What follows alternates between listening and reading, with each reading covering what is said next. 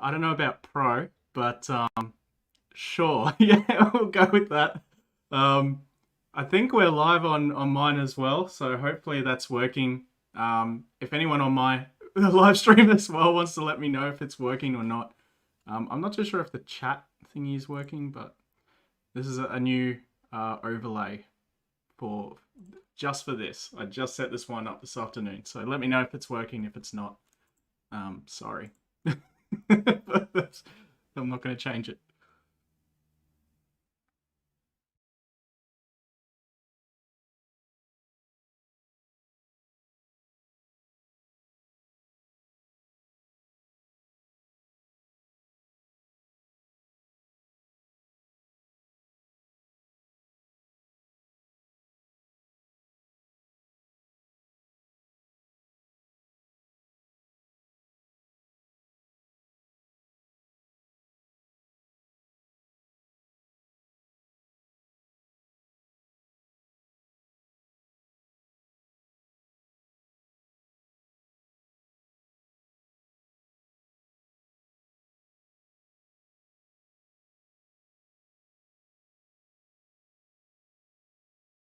We get started. DC, do you want to introduce yourself? Yeah, my name is DC on YouTube anyway. My real name is David Lee.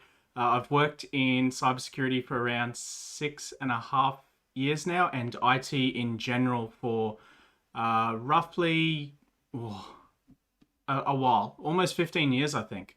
Oh, really starting I'm to show your much age. older than I look, but yeah, living the dream. It's good.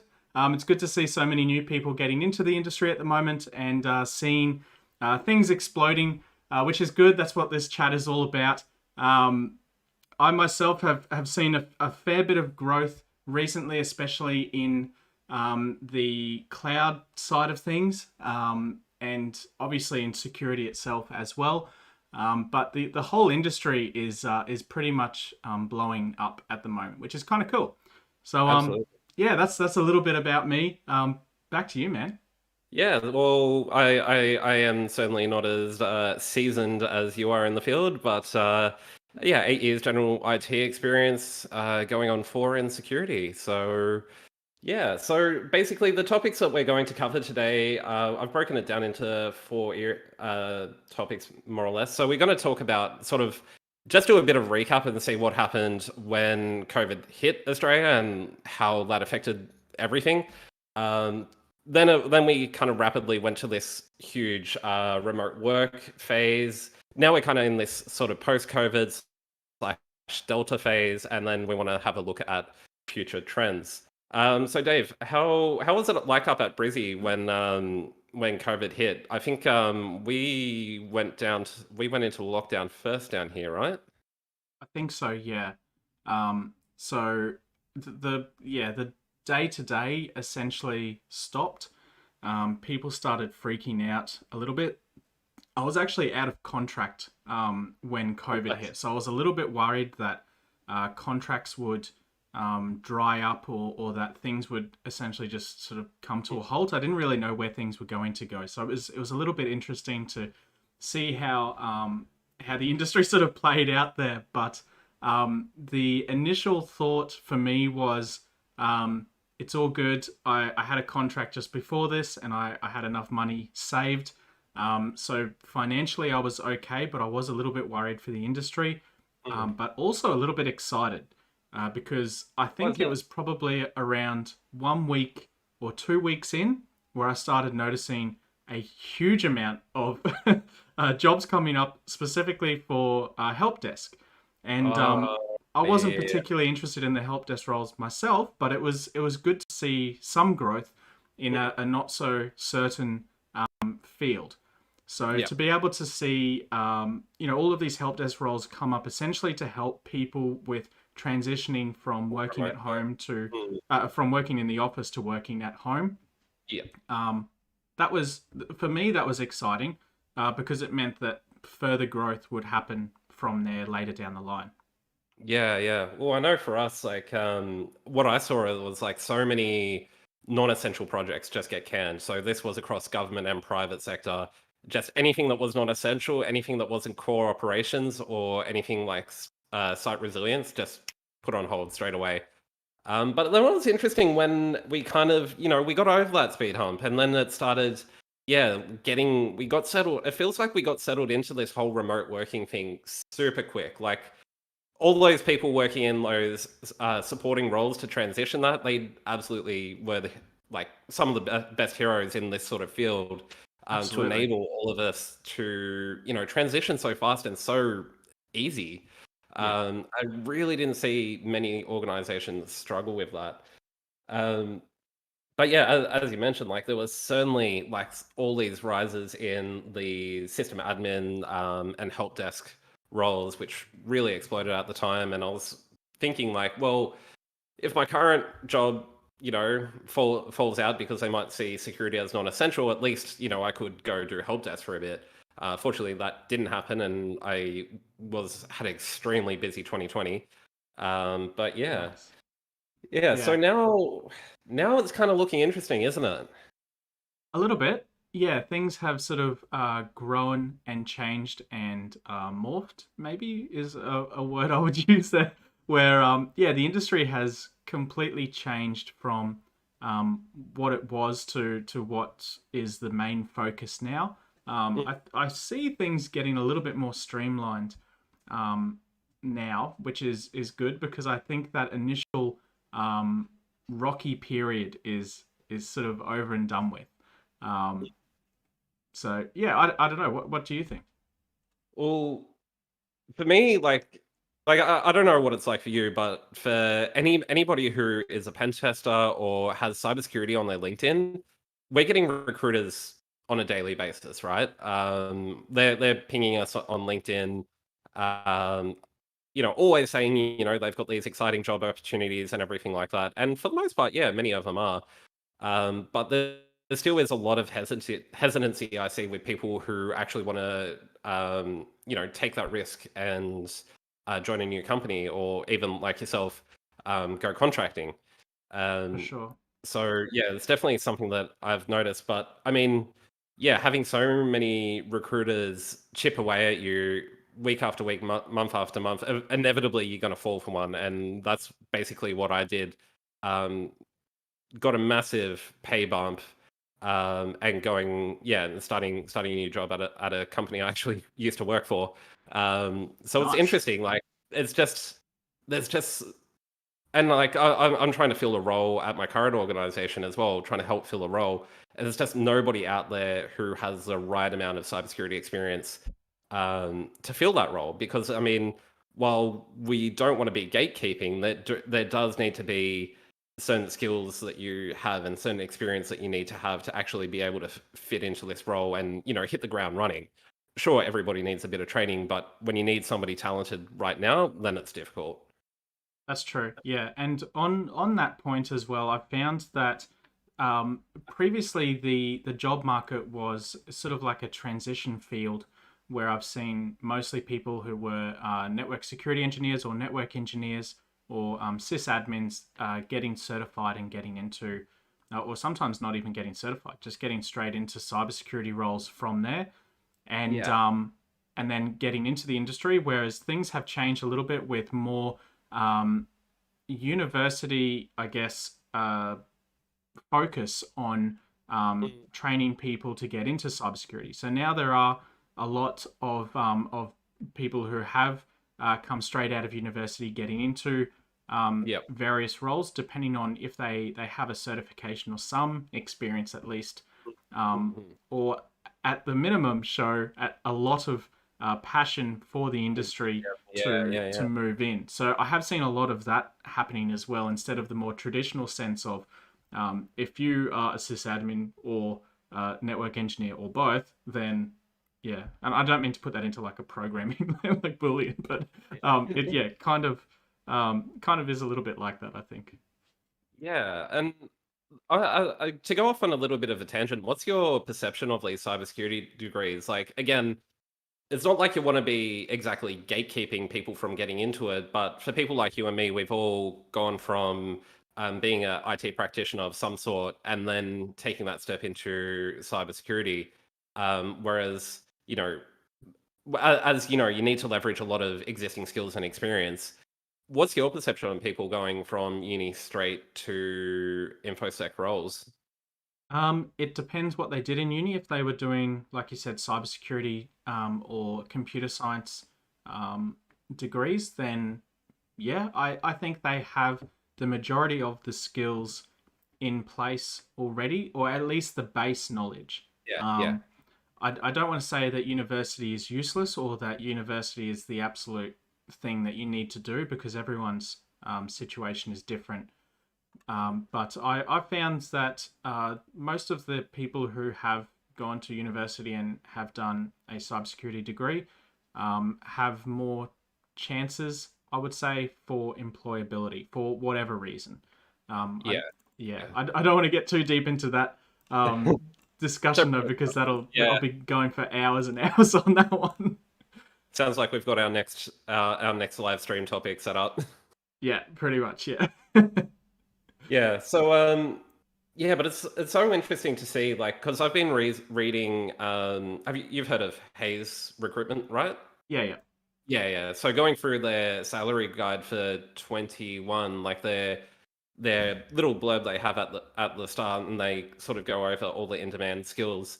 Like, you can expect to see cybersecurity there, but what I didn't expect was things like cloud engineers, DevOps engineers, reliability engineers, data scientists. I really didn't expect full stack development, and of course cybersecurity, which was always on an upward trajectory, but then with this whole remote working has just exploded. Like, Absolutely. Yeah. there is more roles than there are people to fill them. For sure.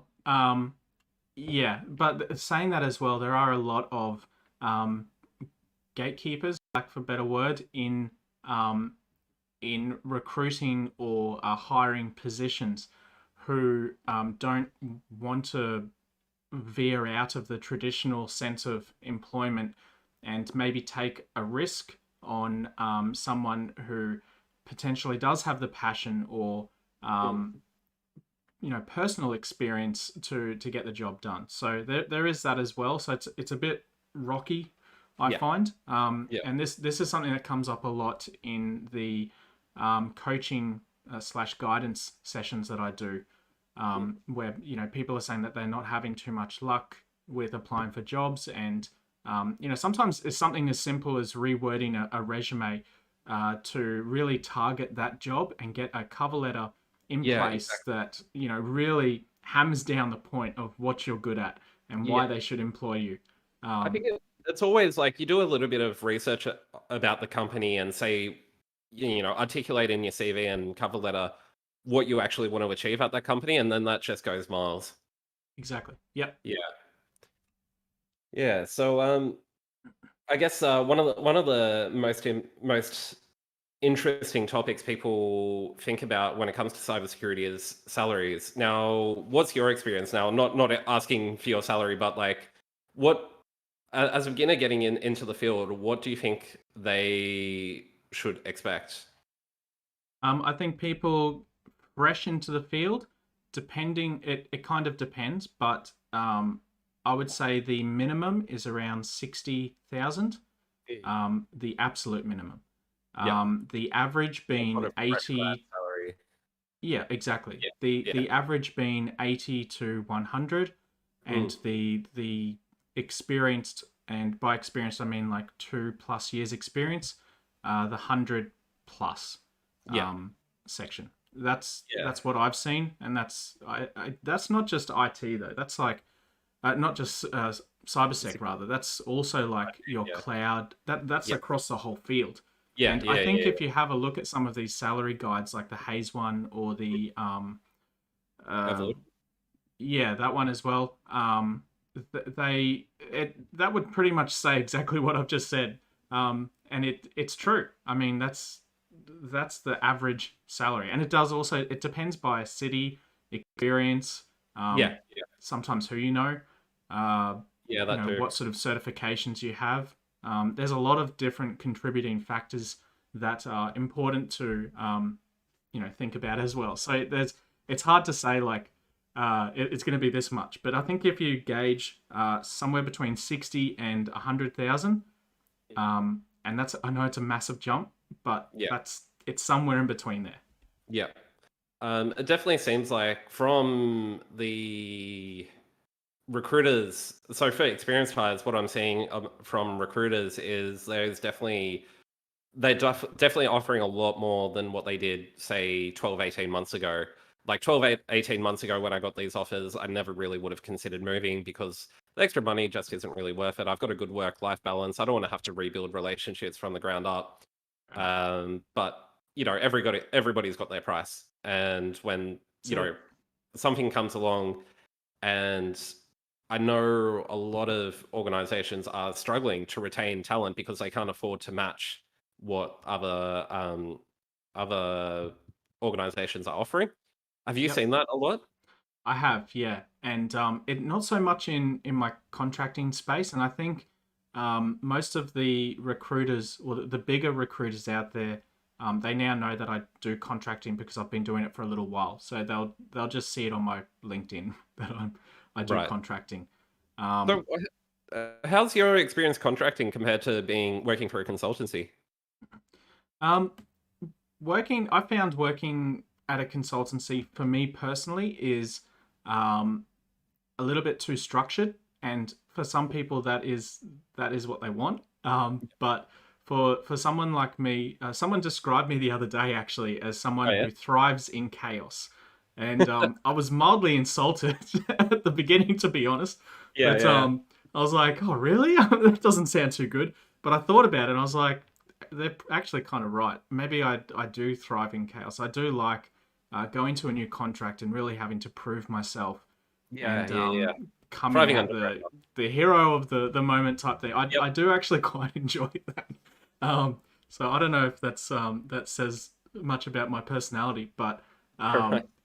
yeah, I do really enjoy that sort of stuff. So um, yeah, for me, having less structure and in most cases more money um, for contracting, because you don't get all of those That's, different leaves yeah.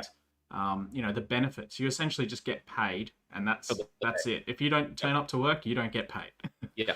Do um, you have to pay all your own super and do your own tax and all that stuff as well? I do, yep. So they Yeah. pay my business, and then my business pays me because I have Okay. Yeah. insurance through my own business, and Yep. Yep. um, yeah, I do other stuff through that business as well. So it makes sense to just have everything go into there, have insurances and the financial side of things like accounting all done All through the there, offshore and bank then I accounts. just You yep, have and all then the the leftovers is just for me. So it's and, good. and you route. I imagine you're routing a good portion of that to like offshore bank accounts in the Cayman Islands and things like that, right? Absolutely not. No. Yeah, right. Yeah. So you're You don't sound convinced. You're like, yeah, sure, man. well. Oh dear. I know of somebody who actually does that, so I wouldn't be Oh, surprised. okay. Yeah. I work in tech, Yeah. so yeah. Fair Um, enough. but yeah, like so you mainly go in to do more SOC type work, right? You're OSCP holder, aren't you? Yeah. Yeah. Yeah. But you don't focus too much on pen testing nowadays? I do a little bit. Mm. My current contract is actually listed as it expired. I'm actually out of contract, but they keep keeping me in there, for some Cool. reason. So I was in there for a 12-month contract. It's been almost 2 years now. So Mm. the initial contract was for a network and systems cloud pen tester. So it was a lot of Yeah. API hacking Yeah, yeah, on various cloud platforms, as well as networking stuff, so switches, firewalls, etc., yeah. and a little bit of systems, only because those systems were on those cloud environments. Did they have printers Um, connected to them? yeah, yes, yes, they did. Um, so Okay. yeah, good times. So yeah, they that sort of finished up, and then the job has now sort of moved more towards what I would describe. My title hasn't changed in that role, but it doesn't really matter because I'm just a contractor at the end of the day, so I don't really matter to that company too much, apart from Yeah. making them money. Are you in Um, government or private?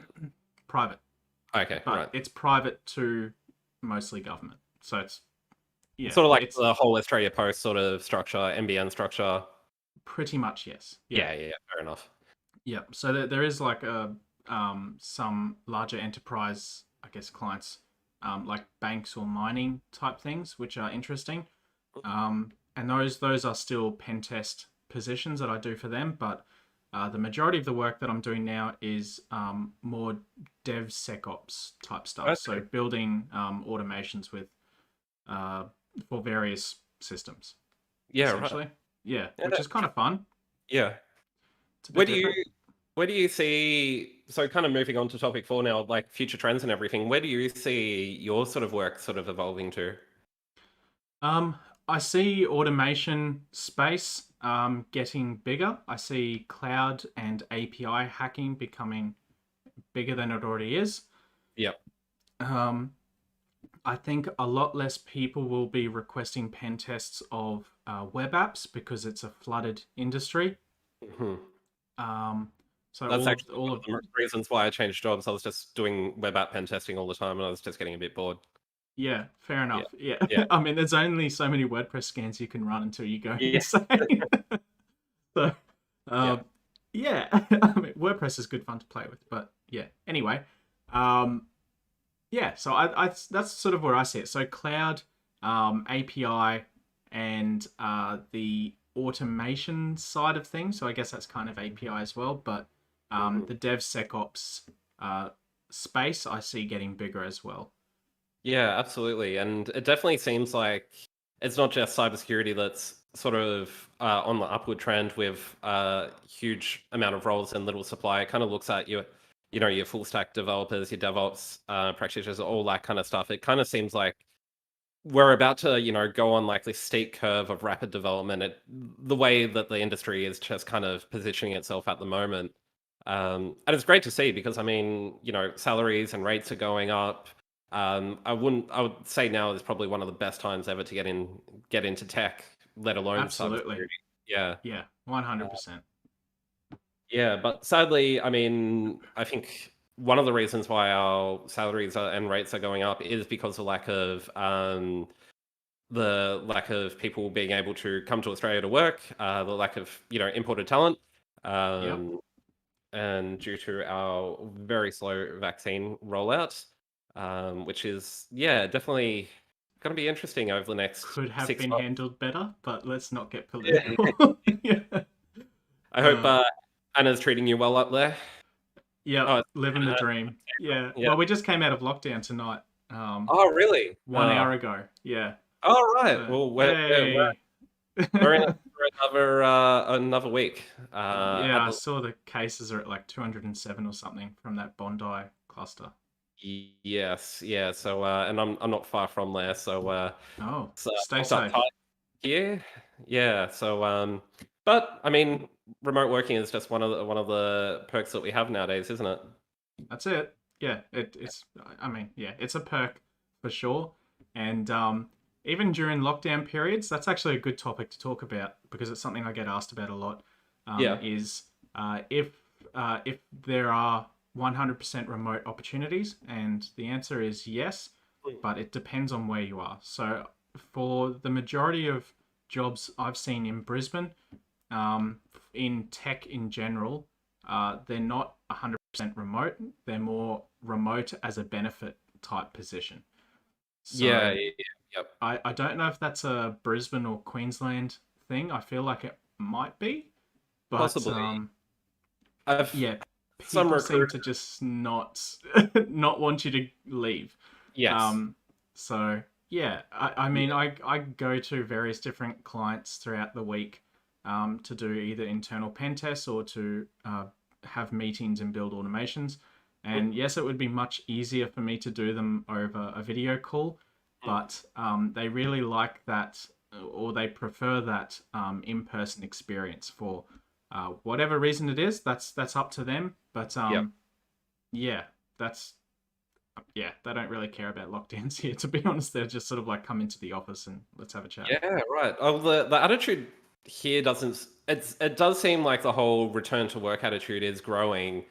But it's certainly like some of the recruiters who have contacted me, they're like, yeah, we're happy to, have flexibility, but the expectation is still to be in the office. And any of those roles, I've just told the recruiter flat out, I'm not interested. I don't care how much you're paying. But the ones which are just like, would like you to come to the office every now and then, check in with the team and, do all this stuff, work together. But also, we want you to be comfortable and work from home and, have flexible working hours. They're the types of jobs that I think most of us are That's it. desiring. But you are privileged with experience, so you do get to make that choice. Whereas people jumping into the industry, I feel like are not really being offered that choice. Yeah. Yep. From what I've talked to, anyway, yeah. Yeah. Well, yeah, the definitely seems like the people who are just still opposed to the whole idea. I'm more than happy to go in if there is a reason to go in. The whole 9 to 5 grind, Sydney public transport is a nightmare. Yeah. So, I rather not waste an hour, 2 hours of my day and just, work an extra 2 hours. And, it's win-win. More productive. I spend more time on my work, more gets done, and I don't have to, stand in a busy train for half the day. Yeah, that's Yeah. it. Yeah. So, oh, sorry, go. No, I was just going to say there's one good question here that just Yeah. came in on Chat, my hey. stream, which said, "Can you mention major cybersec areas which will be greatly in demand in the future?" We That might be a late comment, but we just mentioned that one, I guess. If you missed it, it was essentially well, my answer was cloud, APIs, and DevSecOps. But pretty much, to be honest, pretty much everything is growing at the moment. Yeah, absolutely. Yeah. I recommend people just pick up the Haze Salary Guide or any of the other big recruiters, and it's full of great information in there. Yep. Yeah. Have we got any other questions? Jason, how many pounds have you put on during the COVID period? Oh my God, is it that Oh, note? I think it's just a shit. webcam angle. It's the whole double chin. It's just because of the poor lighting in here. I wanted to get the nice blue effect. That's savage. Now I'm really self-conscious. Thanks. Yeah, yeah. Oh, Yeah, that's everything on my side. cool. Yeah, Yeah. I think there's a few. I'll see if there's any questions here. Um, QR codes. I don't know what that's about. Some come into the office but scan a QR code first.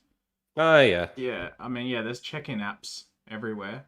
I don't know really what you want to talk about with that stuff, but yeah, I mean, there's a COVID app thing for each state. The New South Wales one has everything in it. It's a beast of an app.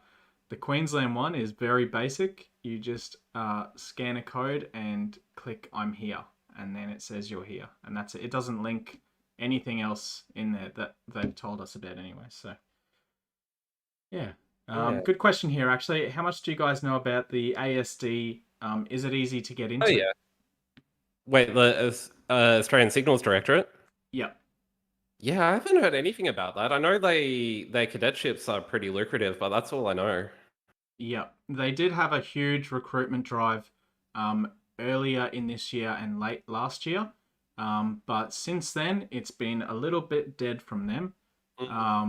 But they are, like, the last talk I saw them doing was, where was it? It was at B-Sides Canberra.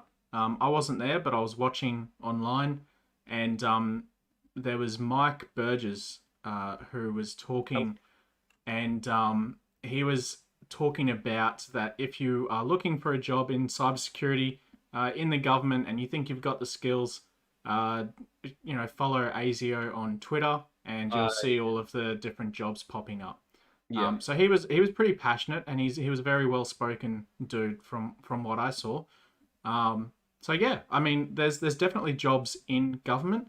Just keep in mind that these government security roles come with a requirement of a clearance. And Now, sometimes, right? sorry. Citizenship as well, right? Yes, yeah. So you have to be a citizen. and you have to have a clearance. So to get a clearance, you need to be a citizen. But yeah, to also get a clearance, you need to be sponsored by either a company or a government agency to obtain that clearance. So it's a little bit hard unless, like, when I got my clearances years ago, they were offering a program, which is essentially how I got into cybersecurity. I was working in a government agency as a network security engineer, and there was this thing going on in Canberra. They said, "Do you want to come down and hang out with us and join us?" I said, "Sure." The money was actually less. Did someone just send me money? Oh man, why'd you do that? €5. Thank you. But you don't need to. I'll answer that question in a second though. Yeah, so network security engineer, I was at that time I was earning 95,000, and this job in Canberra was 80,000. So it was a drop in wages, but at the time I saw the potential of cybersecurity because it was just starting to sort of really blow up at this point. So they said they could pay for a clearance for me, and I didn't really understand what that meant at the time, but it was probably the best decision I ever made. Yeah, absolutely. Yeah. So now that's why I try and tell people now, if you do get offered a job that's going to pay for your clearance, take it. Please take it, because they're so expensive. It costs that company like up to $30,000 depending on what level of clearance you get. Wow, I had no idea it was that expensive. It's so much money. So Yeah. yeah, it's a bit crazy, but if you do get offered it, absolutely take it, even if it's going to pay you less than what you're currently doing. It's about the progression of your career that you can take after this. That's worth more than, losing that extra bit of money. Yeah, absolutely. Just Uh, quickly as well, oh yeah, just before you go, I just want to answer this dude's question who paid me. Um, Jamie? yeah, analyst. I can get a job with this certs without degree. MTA security fundamentals. I don't know if that's a question. It's not a question. It's just a random statement. Cheers for the Okay. €5. Sorry about that. No, all good. Got a question from Jamie. And you actually have a video on this, don't you, DC? Is 32 late to get into Cybersec? Short answer, absolutely not. Long answer, go check out Dave's video. Yeah. Yeah. Short answer, no. Some places actually prefer it, to be honest. Yeah, they prefer someone with a little bit of life experience. So yeah, I mean, 32 is not too old to get into cybersecurity. I mean, I think I started getting into cybersecurity when I was 30, so yeah, no, all Yeah, good. exactly. Yeah, you'll Yeah. be fine, man. Yeah. All right, well, I think we might wrap it up there. Have you got any final comments, regards, anything? No, there's no more questions in the. Well, there's plenty of questions, but I'll answer them another time. But yeah, no more statements. I guess I'd like to mention a few things if that's okay to do so. Go for it. Some shout outs. Yeah. Shout out to Sid, because I always use you as an example for someone who's just finished university and got a job like straight after university. So I always use your example to That's help funny encourage because people. So yeah, thank you for letting me use you. he, Um, he is actually working with my ex-girlfriend's sister, and then she asked me the other day, "Oh, do you know Sid?" I'm like, "I think what? this is the guy who appeared in your video, right?" Yeah. Yeah. So Oh my God. Small think world. um, I better not mention the company for privacy reasons, but Yeah. yeah, no, he's working with my ex-girlfriend's sister. Wow. Yeah, That's a small world. That's yeah. crazy. Yeah, but yeah, shout out to Sid, legend, super nice guy. If Mm. anyone ever meets a Sid in cybersecurity in Australia, give him a high five for me. Shout out to Cybersec Guidance, which is my business at the moment that I'm trying to build up. Mhm. It's all about cybersecurity coaching and guidance sessions, as well as some courses, but it's more focused on that one-on-one guidance, getting you into the industry type thing. So if you do fancy that sort of information, head on over to cybersecguidance.com and book a session. We'll have a chat. Sounds like a great service. I mean, it's so overwhelming trying to get into cybersecurity when you make that decision, you Google it. There's so many services. How do I know what I'm paying for? Am I getting value? Are they just scammers? So exactly. It's so tricky to maneuver through the industry at the moment. So that's essentially what I built all that for. It's just that I don't want to give people like a 10-second half-assed advice. The reason it's a paid service is because it's a full hour, sometimes longer, and I need to get everything out in a perfect plan for your particular situation. So it's very, very customized. And if you follow me on LinkedIn or anywhere, you would have seen me posting some testimonials to say that it is actually a good service. So yeah, do check it out. And awesome. That's all for me. Yeah. Great. Well, thank you so much for having this chat with me tonight and taking time out on your busy Saturday night. Really appreciate it. No worries, man. Yeah, thanks for the chat. It's been good. Awesome. All right, we'll talk to you again soon. Okay, catch you, mate. See you, mate. Bye. See you, everybody in the chat. Like, subscribe, follow DC, and all that. Yep, same for Jason. Great. All right, catch you later, mate. See you, man.